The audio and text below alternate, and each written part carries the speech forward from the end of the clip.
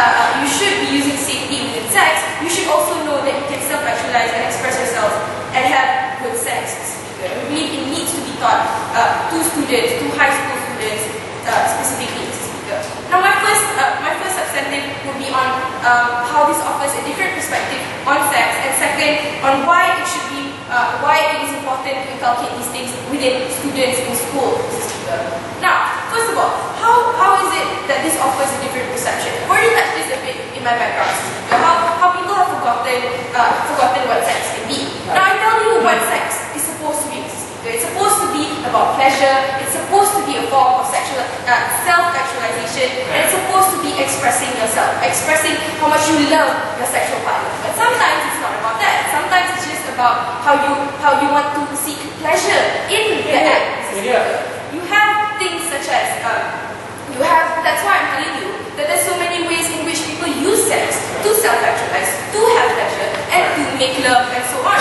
There's so many things that you can use sex for, and we believe that this perspective that we've inculcated in society, in students especially, to know that now you need to just have safe sex. We believe that it's inculcated somehow with fear towards students, that you have to make sure you do these things safe, and we've kind of forgotten the excitement that sex can be. You still have to be safe. You still have to take measures when getting your pleasure, when seeking good sex, but don't forget the actual value of sex. Yes. You can see that sex is such an individualistic experience. Why then you impose the uniform, education set by government to tell what is good sex?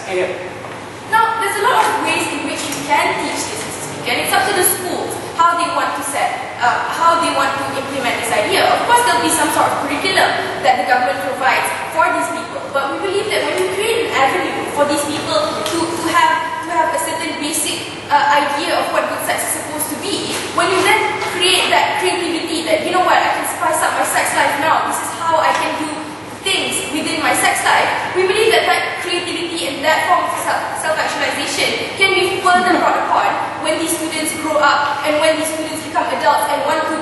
You don't have to just practice the positions that schools teach you. You can then, go on to further research on how this can be done. But we believe that it's something that has to be inculcated because it needs to give students a different perspective, which moves me on to my second substantive of why it should be students who we aim these things to. Why it's so important. The same way as how we dealt with the idea of safe sex, right? We needed to inculcate these things because we wanted to tackle the problem of STDs. We needed people to be protected when having sexual intercourse. We needed people to know the harms that they were going to face. Right? There's laws obviously preventing these things, but we still believe that it needs to be inculcated so that the harms can be minimized, so that you don't have to just fall back on these laws, you don't have to just find these people, but these things are already inculcated. The same way as which you teach students how to be a good citizen, because then you don't have to just fall back on laws. Laws are there for people who break the laws, for the minority, Mr. Speaker. So we inculcate these things so that there will be only a minority of people who will be doing these things wrong. That's why we inculcate safe sex. But I've already told you how these things are already inherent within society, and that's why you don't need safe sex anymore. And within that same way, good sex needs to be inculcated from a young age, because then they'll know the kind of ideas on what creativity in sex can be. Mr. Speaker. Yes. So you're taking a risk so that in case they might remember or it's inherent. Drunk driving has been taught for years and centuries, but people still do it. What is your safeguard towards that then? Right. When we tell you that it's a safeguard, when we tell you that it's already inherent within society, we tell you that we're not saying that it's not being taught at all anymore. Because the thing is, there's campaigns that are done outside the schools. Why do we say that that's sufficient? Because we already see it as being inherent in society, but we're not saying that there are no ways to kind of safeguard these problems. There'll be other means in which this problem can still be countered, Mr. Speaker, because you can't tell us to say that there is no problem with regards to safety in sex, because there's always those harms, and that's why it's being taught in the first place. But we see that what's the problem within society now, Mr. Speaker, because sex is being shunned upon, Mr. Speaker. People see sex as something that's so scary. You can lead to so many things when you have sex. And people lose out on chances to self-actualize, to express themselves. When this has been a natural form of self-actualization that's been given to us humans. So we believe that it's some form of going back to your natural tendencies, and having those regulations, having those things, having the knowledge of safety in sex, because we know that there's already that's sufficient. We believe that it's time to go back to the natural beings that we are and be able to enjoy good sex, not just seeing sex as being something scary and should only be safe. I thank the Prime Minister and now I'd like to invite the leader.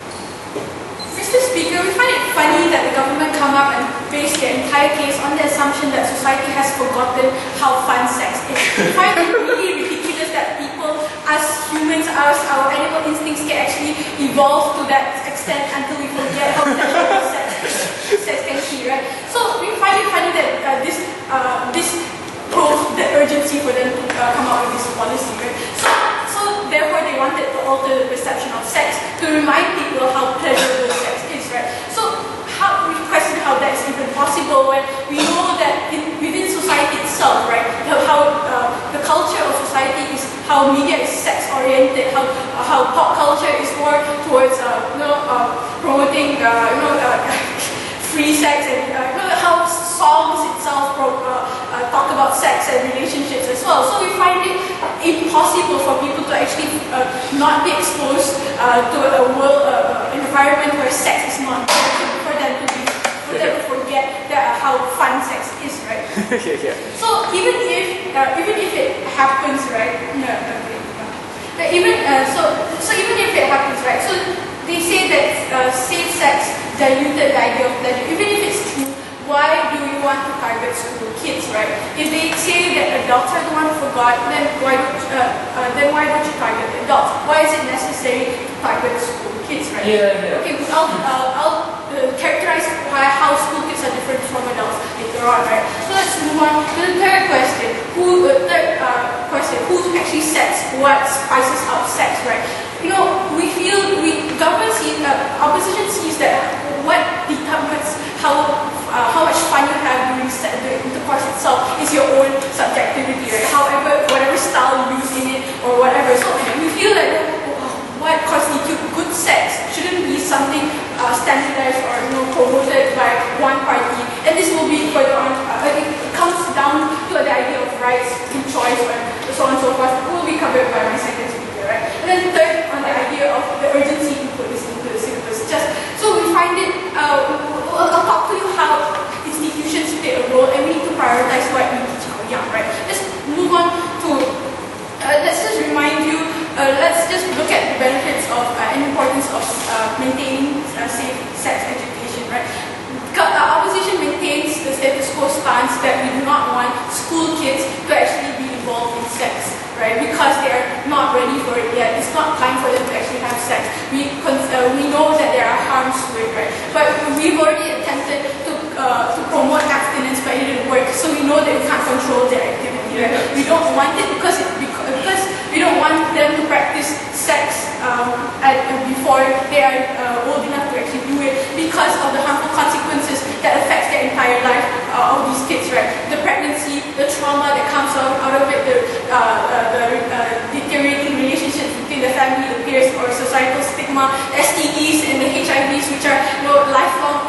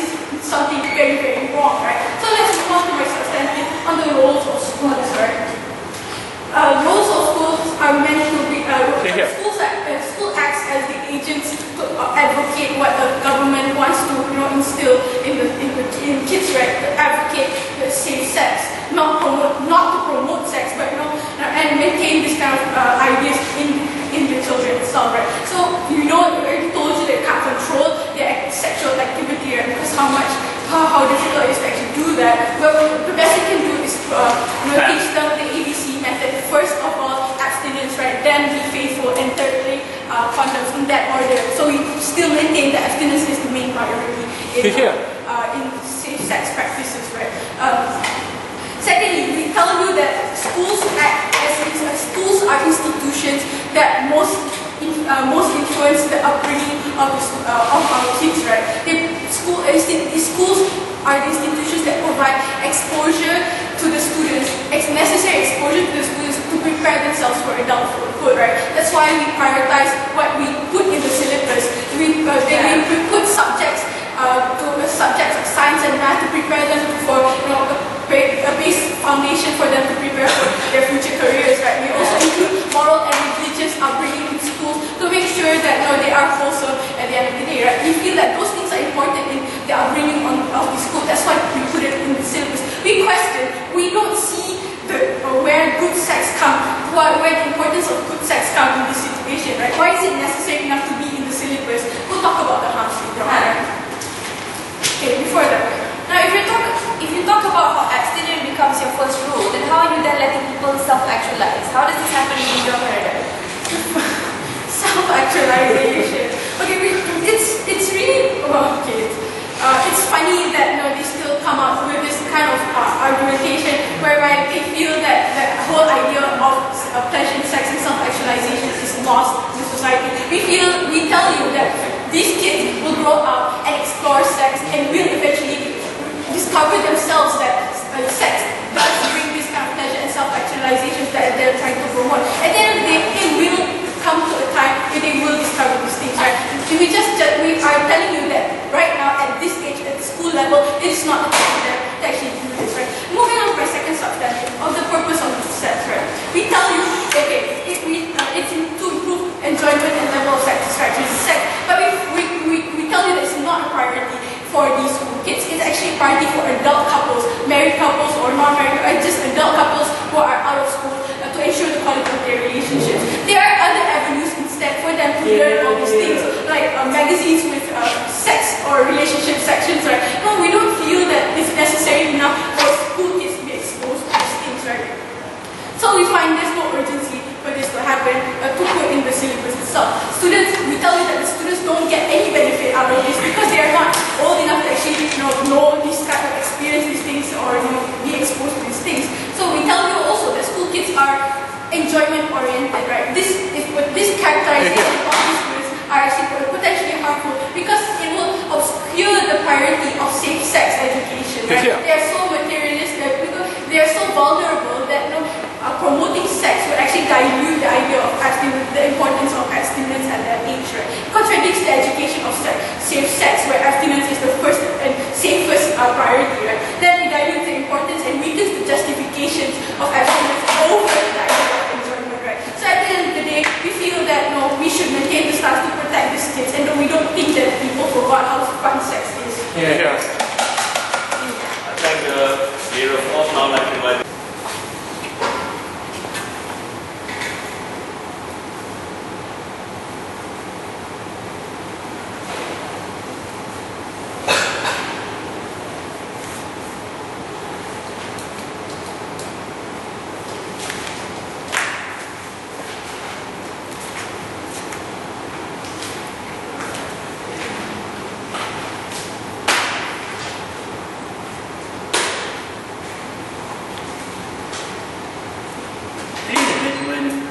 It's even more funny that the opposition side cannot see the context of this debate. We're not talking about our Asian conservative societies where even free sex is pretty much condemned, where sex is only permitted after marriage.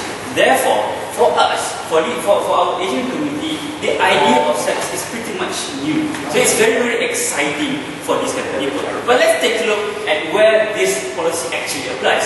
It applies to nations that actually have sex education in schools right now. Right? Do we see Malaysians having sex education in school?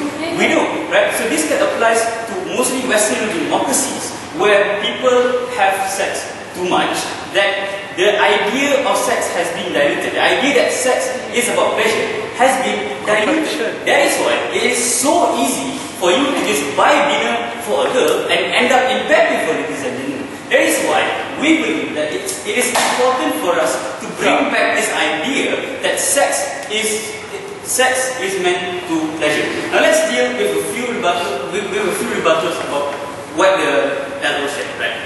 Number one, she questioned us why school kids and why not adults. Now my Prime Minister has clarified to you why we're doing it at the school level.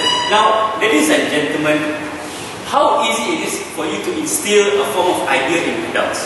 How easy is it for you to try and sell this, try and teach adults that, this is what sex should be like, right? It's not all too easy. Now, she told you that there are other alternatives like erotica magazines or like relationship sections in magazines already existing. But we question them. Is it really working now, right? If these kind of things are already working, then our friends in the Western democracies won't be having all these meaningless sex, ladies and gentlemen. If it's really working, then we won't have this problem of people having the diluted idea of what sex really is, right? Now, she then questions to us that who actually can set the ideas of what spices sex are here. Now, we've never told you that we're going to create an SOP for sex, ladies and gentlemen. We've never told you that we're going to create a curriculum where everything is very rigorous and very standardized. We're only going to create a curriculum that states that this is what you can do to achieve good sex, right? But that doesn't mean that they have to follow these steps. We're not forcing these people to exactly follow these steps. It's the same way as you go to a driving school and you learn to cycle. But is that the only way that you can cycle? No, there are a lot of ways that you can turn your car so that you can cycle easily. That same principle applies in us trying to teach good sex to these children, right? Because there has been agreed upon there are some things that you can do that will pleasure most women. It might not be the same for everyone, but they can follow these simple steps, right? Number three is they try to argue that it's very important for us to maintain status quo. But then they tell you that, we have to promote abstinence, right? Really, because that's working, right? Even though abstinence is the number one step in safe sex, people don't capitalize on that idea because the people in America agree and concede to the fact that, we can no longer ask these children not to have sex. It just can't work, right? Because the problem up till now was the spread of STDs. That's why they teach safe sex. But my Prime Minister has already told you that that is no longer a problem because the idea of having safe sex is already inherent within our society and society already has this kind of knowledge. Now, Dina, right? Her point is on the role of a school. Right? Now let's see the kind of criteria that she sets as the role of school and how good sex education fits in. The number one is she said it's supposed to be an agent of what the government wants to instill in school. Now we tell you that the government wants to instill this idea that sex is pleasurable. Therefore, we are teaching good sex. Criteria number one is met. Number two, it's supposed to influence the upbringing of the child, of the student, right? And we tell you it is influencing the child, right? And I will explain this more in my point. So criteria number two has been met. Number three is to prepare as adults, right? Now, ladies and gentlemen, this criteria is just the same as the second criteria, right? It's influence you and prepares you as an adult. So all these criteria are met under our policy, so we don't really see how their points stand. Now, the second point is on the purpose of sex, and they consider the fact that it's supposed to improve sex, right? But they say that school kids don't benefit. We don't necessarily think so, right? On the first level basis, we can say that kids benefit because even if they have sex, then and even if they have if they have sex and they feel that the sex is meaningless, they know how to spice it up, right? But even if they think that these school kids will not achieve these benefits now, these school kids will achieve the benefits later on. Before I move on to my substantive, go ahead. If you concede to the fact that it's already inherent and widespread in the US society that sex is so prevalent, then why do you still have to teach them? Ladies and gentlemen, we believe that in the US now, because people forget what sex is all about, because people dilute the idea of sex, we have to bring forth this kind of notion. I've explained it, my parents explained it, I don't know why they question it. Now my first point is on the benefits of doing it. Now, I've already told you that this kind of policy is going to affect how people, it's going to affect the sex of people, right? We see that nowadays, right? When their sex life is failing, what they do is not try to improve their sex life. Rather, they cheat on their spouses. They go and get hookers and those kind of stuff to get pleasure. Some other people just have sex as as a standard of like after going on a date. Like they go on a date, buy dinner, and have sex. Now these kind of ideas can be tackled when we influence these students with the idea that sex is actually pleasurable. These students, right, will learn that these are the ways to spice up things. So when they go into adults, when they have like problems with their marriage because their sex life is failing, they won't resort to just asking for divorce or asking for a breakup, going to all those kind of stuff, right? Because the idea of having good sex is already in them. They can try these ideas and they can try to save their marriages. Now let's take a look at the hub. Now let's take a look. What we're going to do today is that it is important for us to bring back this idea that sex is not just meaningless and it means pleasure, and this kind of idea can be instilled under our policy. With that, I am proud to that. I thank the DPA for his speech.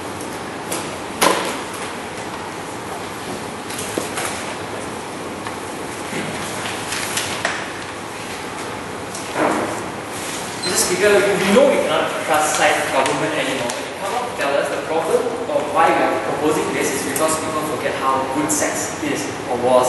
How is that even possible, Mr. Speaker? If there is a natural tendency for people to enjoy sex, and this is all in our biological system already.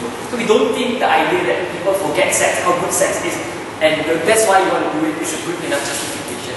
But more importantly, we know that is also a problem when the second speaker comes up, cover up with an added mechanism saying that this is placed in a liberal democracy whereby people are open about sex. But more importantly, you need to understand this. Schools, as where this context is being placed, Mr. Speaker, has never been an advocate of having free sex.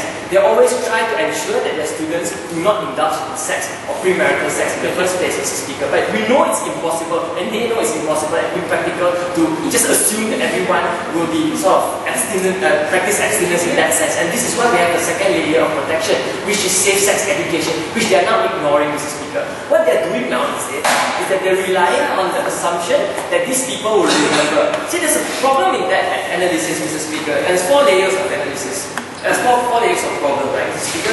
Because, first of all, you cannot really ensure that everyone will remember in that aspect. Even in status quo, when you have sex education going on, people still don't want or choose to not do it, Mr. Speaker, because they don't see the importance in that. It shows that you need to enforce that education even more, not by taking it away. Secondly, Mr. Speaker, if everyone is so okay with sex, so it's inherent in that aspect, why are people still shy to buy condoms or protective gears in the first place, Mr. Speaker? You see men trying to get it from the pharmaceutical shop, Mr. Speaker. The faces turn red when they go up to the counter and pay. Thirdly, Mr. Speaker, is even more assumptive for them. How are they going to ensure young school children in that sense, who have never been exposed to sex education because it's removed it, to suddenly know how to practice safe sex? How is that logical, Mr. Speaker? How are they going to get exposure if not through school? They didn't really tell us what other avenues that by telling us that outside people are promoting campaigns, it's not necessary enough because it starts from the school, like what they've mentioned. Is that right? That's one of the second rebuttal that I have. Is this characterization of what good sex is? Because they were very vague in their idea. They didn't tell us what good sex was, what constitutes good sex, or what is the idea of diluted sex, Mr. Speaker. Just because people are having sex all around the world, or having free sex everywhere, or every night, Mr. Speaker, doesn't mean they don't enjoy it. We believe that it's more reason to enjoy it because you're doing it all the time, right? If you don't enjoy it, why are you doing it even in the first place, Mr. Speaker? So we think that idea naturally false. But they talk about, there is no standard curriculum for sex. But you are a school. Schools have curriculum to follow, Mr. Speaker. That is how you act as an education. So what they're telling now is, follow whatever the school principal thinks is good sex. Maybe she's an old, virgin now. You cannot really trust what she teaches you, Mr. Speaker. So that's the problem, right? Because what they're saying, what they're telling you is this: you are educating them, but you do not expect them to. Because what she said was, they can find other ways. So you're telling us that you're educating them, but you're expecting them not to follow you and to do something else. How does that make sense, Mr. Speaker? If you're educating your own students to do this, definitely they'll do this, Mr. Speaker, because that's how education, the school and the teacher and the student relationship works. And this is what education is for. If you're educating, just for fun, then you don't see the purpose of your policy in the end, right? So let's move on to the fourth rebuttal that I have. they talk about, problems in marriage and stuff like that. And you know that this is a really, problem solution mismatch in the end, right? Because your problem is with married couples, not school children. You didn't justify to us why school children need such a proposal. Are they having, are they all married? Are they married school children, Mr. Speaker? If your problem is with marriage couple, then introduce a marriage counselor or a sex expert in that marriage, Mr. Speaker. You can go and find guidance from counselors, Mr. Speaker. You don't need to educate the school children, Mr. Speaker, because those are not the priorities or the objectives of the school children. I do not go to school to have fun sex, Mr. Speaker. I learn about how to protect myself from HIV or STDs in that aspect. And this is why we think government falls. But before that, clear. So on your idea of when people wear condoms, when people go and buy condoms in red, that's the exact idea of diluted perception that sex is good, Mr. Speaker. So they're ashamed to be practicing this, even though it is safe. So we tell you that if it's practiced safe, then you should not be ashamed of it, Mr. Speaker. How is that wrong? But how does good sex naturally make it unashamable, Mr. Speaker? Just because it's fun doesn't mean, because it always has been fun in status quo. Sex has always been fun. Just by teaching them that it's fun doesn't make them shy or less shy, Mr. Speaker. You didn't give us the analysis, so we cannot accept that, right? What my substantive will be is about why standardizing good sex will be bad and how it clashes with the idea of expressing yourself and to be self-actualized, Mr. Speaker. Because the question really is there really a golden way to have sex? What kind of position, Mr. Speaker, to have sex? Are you talking about the doggy position, the missionary, Mr. Speaker? Or is it about the sexual fetishes or the blowjobs, or, all the oral sex, Mr. Speaker? They didn't tell us. And we tell you because it's so subjective, the state or the school cannot enforce a standard on something this subjective, Mr. Speaker, because it's up to personal choice. And we think it infringes the privacy of these individuals, even if it's a school children, Mr. Speaker, because you're implicitly making a choice for them by telling them that this is the right way to have sex. No way out besides this, Mr. Speaker, and you're instructing them. So what happens is this: when people have sex for the first time, they'll take their textbooks, open to page 44, and then they start examining step 1 to step 10. Then they follow the steps, Mr. Speaker. We tell you this is not how you have good sex, Mr. Speaker, and we believe that even the state don't control a lot of things that we make. For example, the people who we want to marry, the people we love, Mr. Speaker, because we tell you those are subjective choices, and you cannot let state arbitrarily make those decisions for you, because we believe it's an invasion of privacy. We believe it removes the intimacy by invading a very personal place or space for these individuals, and it harms the idea that there's many ways to have sex, Mr. Speaker, and forcing them to think there's only one way to have sex. But secondly, it also creates a form of discrimination towards students who are a bit different, who like things hard, Mr. Speaker, or rough, right? And people like this do exist in status quo, whereby you see the weirdest fetish, Mr. Speaker. Maybe it's animal or I don't know.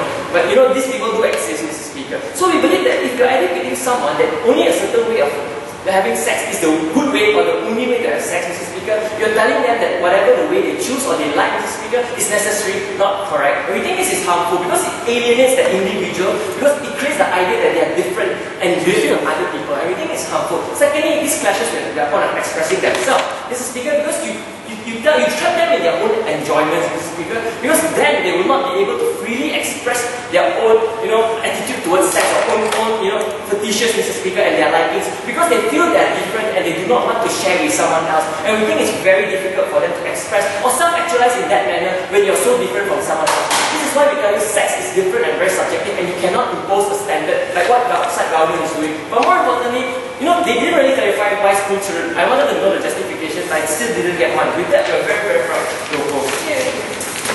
Wants to, it says that whenever a man and a woman do it in bed, it's always going to be good, right? But we do have terms like bad lovers and good lovers, and we would like to give this opportunity to students in general to see the other perspective of sex, as opposed to it being always a demonized state of activity. I have 4 issues for you today, Ajit. First, on the issue of sex. Second, on the issue of education. Third, on the issue of benefits. And fourth, on the issue of school kids, right? Why them? But let's move on to the first issue, right? Let's talk about sex. Now, they insist that people have not forgotten about it because of the media influences and because of all these other things that promote sex, right? Their arguments are not against the education of good sex. Their arguments are indirectly, or actually, Mr. Speaker, arguments against sex education itself. Because you can argue that back then, they talked about, they brought up the whole idea of abstinence and safe sex education. Safe sex was a curb to that problem. So indirectly, I can argue that, look, it still promotes, but basically now you just do it safely. It still promotes the activity of sex. Only now, Mr. Speaker, we're not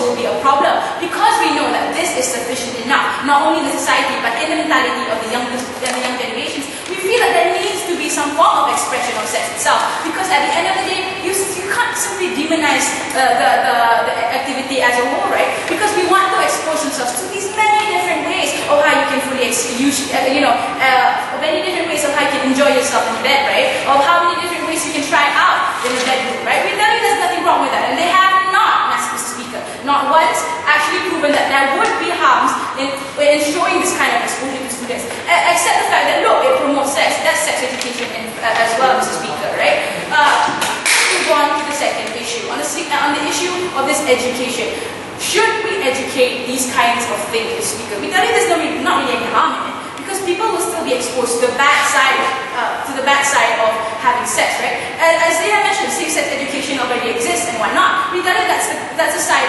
that shows that you can't cross certain borders, that you can't spread STDs to people unknowingly. That's why you have laws to mitigate these harms, right? Like, for example, you can't spread the disease without that person actually knowing it and then later infecting that person. That's why we have mitigating factors right now, Mr. Speaker. Now, we tell you there's not really any harm in educating people about how it is to not only express yourself but self-actualize yourself when you're in a bedroom with your own partner, right? We tell you there's nothing wrong with that, because it's fun, it's supposed to be enjoyable. Because right now the mentality that students have is, look, we have to cower to this idea that always has to be safe. When that happens, they have this preconception that it's always going to be boring. That's why we basically want to celebrate sex, Mr. Speaker, because we tell you that the activity itself, those check and balances that safe sex education still exists within society, we want to tell you that the act itself shouldn't be condemned in such a manner that it shouldn't be exposed to students in schools, right? Now, let's move on to the third issue. Why school kids? Now, first of all, that was supposed to be my fourth issue, but I'll move on to the third one, right? Why school kids? Now, my Prime Minister has already spoken to you about how these influences already exist within society as a whole, policies, campaigns, laws, and regulations. Why school kids? Because we feel that it's good for them to absorb this at a mature stage, right? Because that's when their brain acts like a sponge. That's when they can absorb all this curriculum. On this whole idea that we're going to restrict them by showing them only subjective view of good positions and whatnot, we reject the idea completely, because we're offering them the basically mostly celebrated ideals of how is good sex, how is enjoyable, and which type of positions can actually have you be fulfilled fulfill the most. We're going to offer those types of perspectives, Mr. Speaker. And again, we don't see any harm from that side coming from that side, right? Now, not only do they absorb information faster, but especially the check and balances that exist, they can consume both perspectives and see both sides of the coin and decide for themselves how they themselves want to be part of sexual activity in the future, right? We don't see that this provision of avenue is harmful. So let's move on to the fourth issue, on the issue of benefits. Now, this is quite a long one, right? Let me just clarify what exactly are the benefits. Now, opposition simply says that it's an arbitrary way of the government dictating to you, for example, if the teacher is an old virgin or whatnot, dictating to you what exactly good sex would mean to her. We tell you that's not the case, because there will be a specific curriculum, but then the school will decide how to and what method to teach, right? At the end of the day, these kind of ideas, these kind of tips, these kind of tricks that teachers want to show to the children, to actually let the children know of, are not harming them in any way, because we tell you that the exposure to these different styles, these different positions, will not only allow them to self-actualize, but to actually, experiment and have fun and improve their creativity and expand their ideas within the bedroom. It's a form of them growing as individuals, because we talk about this as being a natural tendency to speak. We talk about this being a relationship between man and human, right? Man and woman, right? So why not we allow them this growth, and why not we expose it to them now, especially if these benefits actually outweigh these potential harms that they're trying to propagate. Before I move on, yes. When an individual has been taught throughout their life that a good sex also includes oral sex, and if that individual dislikes giving someone else blowjobs, then how would that individual feel under your paradigm? Thank you, sir. Never in our paradigm did we mention that we're going to limit choice. So if that, we're going to offer this avenue, but if you choose not to do it, you choose not to blowjob or do, or if you choose not to have anal sex with the dude, for example, right? You can still choose not to. We're just going to offer you different ways that you can have good sex, right? They think that we're going to alienate individuals, because now, like, if this person likes fetishes and I'm going to alienate him. We don't see that happening, right? Especially if these kind of ideas of sex are being taught and exposed to these children. Especially if a person all these harms that they're trying to propagate, right? Whether or not people have fetishes and whatnot, we don't see that being an exclusive problem to our paradigm. So people will still have fetishes, even outside of school to speak, and they wouldn't be alienated. They would just express themselves differently. We don't have anything against people expressing themselves as well. So with all these, before I let Mr. Speaker, let me touch on the long-term effect of this, right? My second speaker brought up familial institution. Yes, we're not catering to the married couples. We talk about this being a long-term effect, how they can utilize this in the future when they are in a familial institution, right? Because we see married couples now breaking out for many different reasons, but for many of them, they break up because their sex gets boring and they lose that spark, that X factor in their marriage. Now we tell you that if this is exposed to teenagers, right, how could they not be able to use this in the future? Wow. If this can offer a long-term benefit, and it is good for the exposure, and no harm comes from the opposition, go with this motion, Mr. Speaker.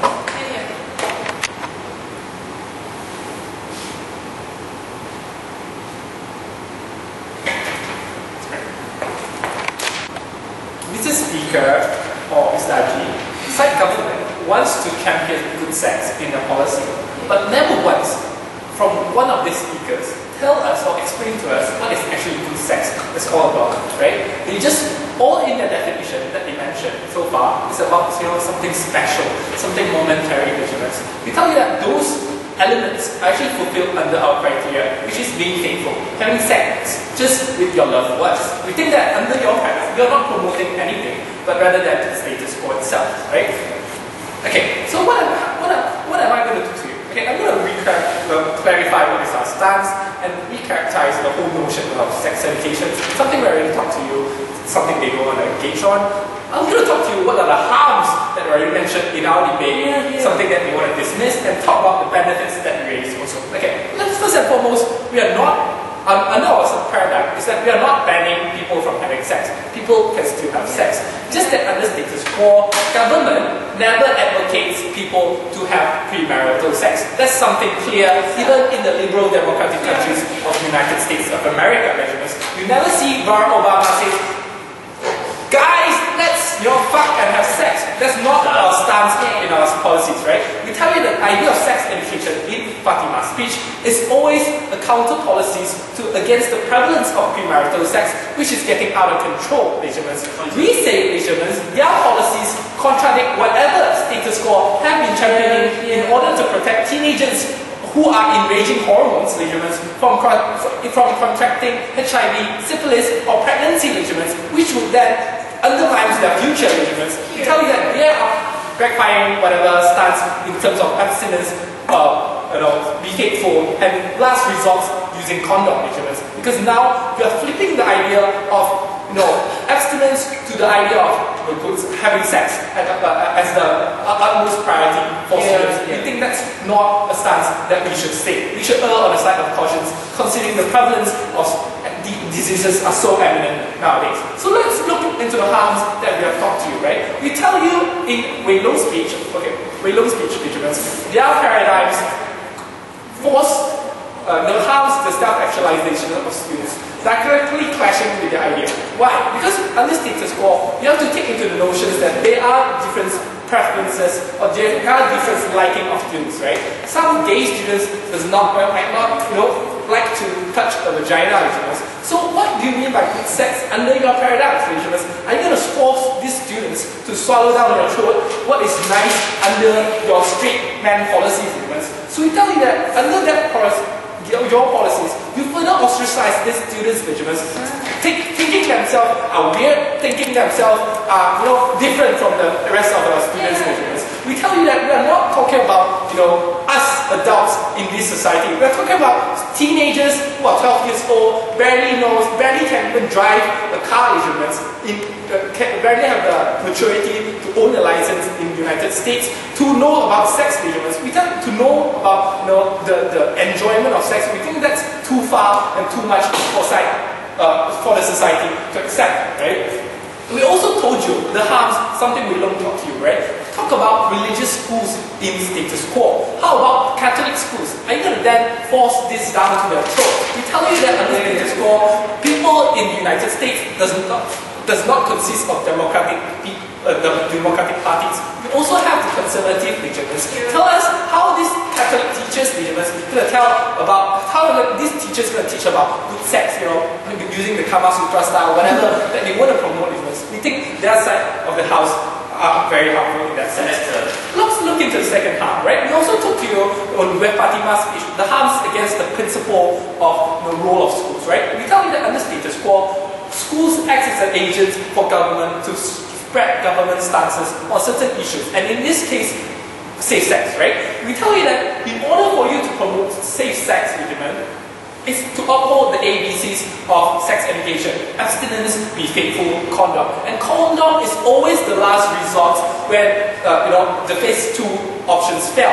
We tell you that their policies is actually flipping the table of priorities towards sex itself, only sex, right? Then what happens then is that the idea, the notions of abstinence, be faithful are being lost throughout their paradigm, because now students would only focus on safe sex, or only on good sex, right? Rather than be faithful and all that not. So we tell you that then you are actually exposing them to greater risk, greater harms. So in that sense, Vigilance, not firstly you contradict the principle of role of schools. Secondly, also you expose the students to greater harms. And lastly, we also tell you that you create ostracizations of students, especially homosexuals and religious students. So we see all those harms coming from our side of the house. Let's look at the benefits coming from side of government, right? The only benefit that they want to promote after my POI questioning them is that they want to promote creativity in sex for school kids. Hooray! Okay, we have three responses coming from side government. Fatima told you, under status quo, teenagers are creative enough when it comes to sex, right? It's already something that you can see, it's inherent, right? Under status quo, you can easily access magazines such as Playboy magazines. You can easily Google out what is good sex, right? You can even buy the damn Kama Sutra book. Tell us how within status quo is not enough as a form of avenue to promote good sex, right? We tell you that on the other side of the house, on the other hand of the house, even if you want to promote good sex, what is the benefit for school kids? Are these kids going to be gigolo? Are they going to be prostitutes in the future to harness these skills that you want to implement on them, right? So we don't see what is the tangible benefits of teaching them this, right?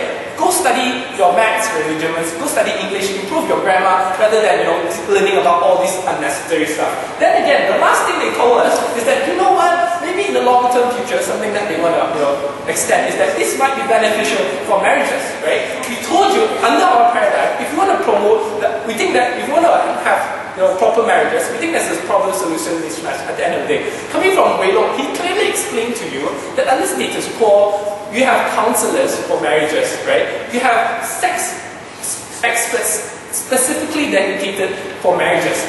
You don't need to plan since 10 years before a marriage occurs so that they can have good marriage in the future. We think that's a totally problem solution mismatch. We think the harms are too eminent. With this, we are very proud.